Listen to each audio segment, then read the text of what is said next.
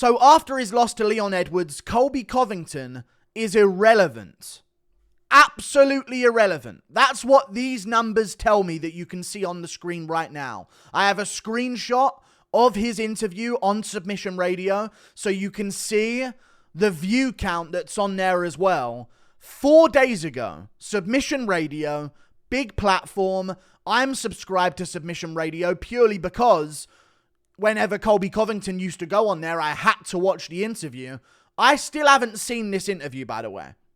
Nothing has compelled me to watch it. And I think that's a big problem for Colby Covington moving forward in his career. I don't think people care anymore. 4 days ago, 28k views. 4 days, 28,000 views. Colby Covington's interviews on Submission Radio used to get hundreds of thousands of views. Forget it if he hadn't fought in 6 months or he'd been out for a year. Whenever he would do an interview, it would get so much traction. But I've got a little zoom in for you here so you can actually see the view count. 4 days ago, 28k views. This interview with Colby Covington on Submission Radio was bad for Submission Radio's algorithm. Absolutely crazy. Colby Covington, he's lost the fan base. I think that's probably what happened here. I think a lot of the Covington fans found Strickland. They found Manel Cap. No, I don't know. They found Strickland. They found other fighters that they could get behind, that they believed in more. Strickland was the guy who fought anyone, anywhere. You know, he'd step up on short notice. He would take on Israel Adesanya on short notice and take it to him. And he had a good scrap with Dricus du Plessis. And I think people found what they considered the non-gimmicky version of Colby Covington in Sean Strickland. And even Covington came out and said he shouldn't be saying this about women in the kitchen. Like, he needs to watch the words that come out. Covington ended up sounding a little bit sour when he was going after Sean Strickland. And I kind of saw this move happening where people would massively bail on the Colby Covington fan base. They would. There's none left. 28k in 4 days. And let me tell you, I would show all the comments. None of them are nice. None of them are like, we're still believing in you, Colby. None of them are nice. The comments are, what an embarrassment, watching Trump walk out on him as he's trying to pander to Trump in his post-fight speech and all of that. And it's purely because his performance against Leon Edwards was embarrassing. You know, he came out and said he had a broken foot. Maybe he did.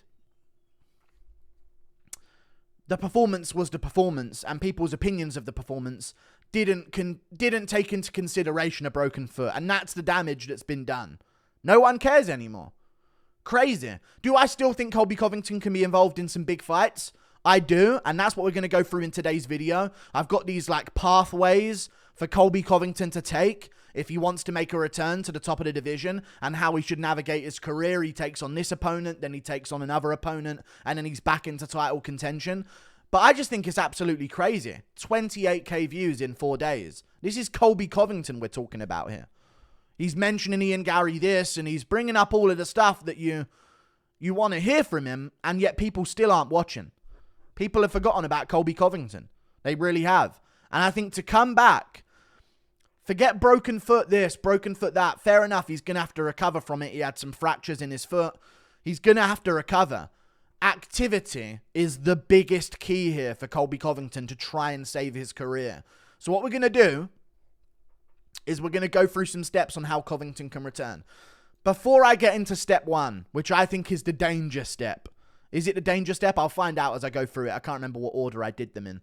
But I think first of all, Covington needs to stop the gimmicky stuff. And I think Covington needs to come to his next press conference deep-voiced, gravelly talking, savage sounding, no pointing and laughing and doing all of the silly gimmicky stuff that he does with a weird voice that he puts on. He needs to come back gravelly, deep-voiced. I'm here to prove what I'm really about. I was ashamed by my Leon Edwards performance. He's not going to do that because I've seen headlines. I didn't lose that Edwards fight. You know, they robbed me. I know he went on Fox News and said that he got robbed because he supports Trump and all of this bollocks. You know what I mean? Trying to pander to the little fan base that he might have had left. But still, even Sean Strickland's posing with Trump in pictures, doing face-offs with him. Like, Covington's lost a lot of his fan base, but I think he needs to come back with a more serious tone. You know what I mean? And that's where he's going to save his career, because let me tell you, if you go into a press conference with Ian Garry and you're not the one that comes out likable, it might well and truly be over for Colby Covington. Let's start with this stage. I don't know what stage this one is, but I'll know what one it is by the time I actually reveal the first opponent that Covington should fight when he comes back. So these are different routes that I've set out for Colby Covington. You may not be able to tell, but I'm switching between slides here. 3 of them. For him to make his return. Oh, this is the this is the savage route. If Covington wants to come back and earn full respect from all MMA fans, Covington signs up to fight Shavkat Rakhmonov as soon as possible. As soon as possible. June International Fight Week is probably going to be the move for him. I could see him being on the main card of that. If Colby Covington wants to win back, where people aren't going to be able to talk trash, people can say, Shavkat by whatever he wants. Shavkat's going to destroy Covington. He's going to whoop him. Wow, dude, Covington, this is the end of Covington's career. But if he wants that one comment or two with a few thousand likes to say, you know what, you got to respect Covington for taking this fight when he didn't need to, then this is how he does it. He comes back and he says, give me Shavkat Rakhmonov in June. And this might put him right back in title contention. It shouldn't, but we know what the UFC's like with Covington. He's like the Cyril Gane of welterweight, the Gaethje of heavyweight, where they don't really need to put in win streaks. Gaethje has done now, but some guys just need one win and they're back in the mix, you know? But Covington should be looking to fight Shavkat if he wants to go the savage route, where fans that hate him are still going to have to say, 100% you got to respect Covington for taking this dangerous fight. So both of them are coming off a similar injury with their feet. June, International Fight Week, main card, Colby Covington versus Shavkat Rakhmonov on the feature fight, opening up the main card, one of those positions. That's still a huge fight that he can make. If he wins that one, then the next route that he wants to go to after that, if he doesn't earn a title shot, which I don't think he will, is not like a Bilal Muhammad coming off a loss or a Leon Edwards coming off a loss. It can't be someone coming off a loss. He has to double up on win streak opponents. And that win streak opponent would be a JDM that gets past Gilbert Burns, a Gilbert Burns that gets past JDM in Brazil maybe. That could be a good storyline as well. I just think JDM's going to beat Burns. Burns is allergic to jabs. JDM's got one of the nastiest ones in the business. But then again, JDM pulls guillotine. But who knows? Either way, JDM is one of those opponents. Ian Garry is also a potential one of those opponents. Now, I think Jeff Neal beats Ian Garry. But if Ian Garry gets past Jeff Neal, I know he's going to call out Colby Covington. So if Covington's coming off a win over Shavkat, this is all very, very wishful thinking for Covington. But this would be the ultimate respect gainer. You can't disrespect him anymore after this. And that's what the whole MMA community is going to be doing. If he goes out there, takes out Shavkat, and starts looking at, who wins in Burns JDM or who wins in Jeff Neal versus Ian Garry, and wants the winner of one of those matchups, that would be an epic move for Colby Covington. And that would be the savage road back to the UFC title for him. We move on to another option. I think this is the easy road. And a road that I would, if I was his manager, encourage him to take. Stephen Thompson. Still dangerous. And honestly, at this point, I might have to pick Thompson to win against Covington. At this point, I haven't seen Covington able to implement wrestling in God knows how long now. I know Wonderboy doesn't have the same level of wrestling, but still. It's at the point where I can't trust Covington to win this matchup that I would have picked him to steamroll 2 years ago. You know what I mean? Colby Covington, Stephen Thompson, this is the easy road back. If I'm his manager and I want to take care of Covington's money and make sure he can get high likelihood wins in good positions on cards, I would say, hey Covington, how's your foot feeling? It's been 2 months since your fight in December. Healed up good? There's a main event that they need in Atlantic City, 30th of March, or whatever the date is. I think it's the 30th of March. Atlantic City, New Jersey. It doesn't have a main event.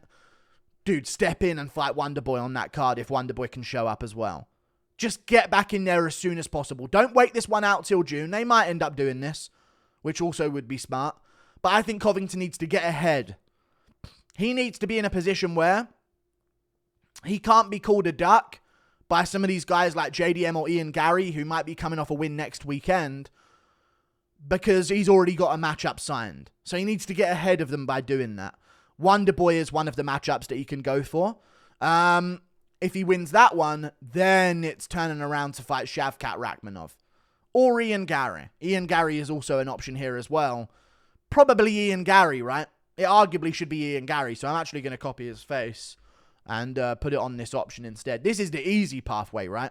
So if he wants the easy pathway, it's Wonderboy and then Ian Garry. I don't think Shavkat's easier of a matchup than Ian Garry is for Covington. I imagine Rakhmonov has better takedown defense than Ian Garry, but this is the easy one. Money fights, big names, winnable matchups. Of course, Garry might end up beating him, but you know, he could work his grappling and we find out, oh, hang on a second, Ian Garry can't defensively wrestle because he hasn't really fought anyone that can shoot good takedowns on him yet.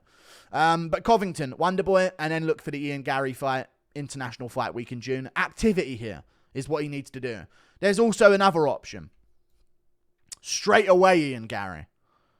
The money fight option. Biggest fight he possibly can get, most attention he possibly can get. If Covington sits on the sidelines here and Ian Garry wins next weekend against Jeff Neal, I think it's next weekend. It might be at $2.99. I'm actually not sure now. I've thought about it, but I'm pretty sure it is.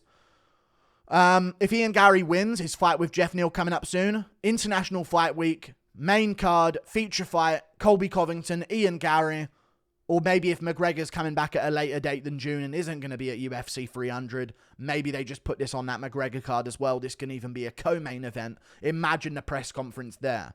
Covington, Ian Garry, that's a matchup he can look for. And if he wins that one, then he can start looking at Shavkat, because he's going to have to fight some tough dude. He's going to have to fight that guy at the end that no one wants to. And that might be Shavkat Rakhmonov by the time all things are said and done. Because I swear to God, if Dana announces Edwards Muhammad 2 as the main event of UFC 300, pathetic. So I think that might be a bit later in July. I hear they're going to the UK in July. There's rumours of that. Maybe they want Edwards on that card to main event or co-main event with Aspinall on there. Who knows what's going to happen. But that title fight between him and Bilal Muhammad might not happen for some time. So Shavkat may have to take on another opponent in the meantime. Covington might want to be in that position if he can. So those are the moves I would make if I was Colby Covington. I think most likely the move he's going to make is this. He may go straight to the Ian Garry matchup, maybe. But I think this is a chance. I think Jeff Neal beats Ian Garry. So I think we may see this at some point. If he's a savage, he'll jump straight in there with Shavkat Rakhmonov. Highly doubt it, but that would be an immediate respect regainer for Colby Covington. But then again, this is just crazy. This is crazy. 28,000 views. People just don't care about the gimmick anymore. The gimmick was cool because behind it, everyone knew he was a sick fighter and a dangerous guy who was going to put it all on the line every time. The Edwards fight diminished all of that opinion of him from the fan base. So he's got to make a move or his career is finished. Just wanted to make this about Covington because when I saw the numbers on that interview, I was like, Jesus Christ. That is crazy low numbers. Like and subscribe. Thank you for watching. I guess we'll see how many views this video gets to see how many people still care about him. Goodbye.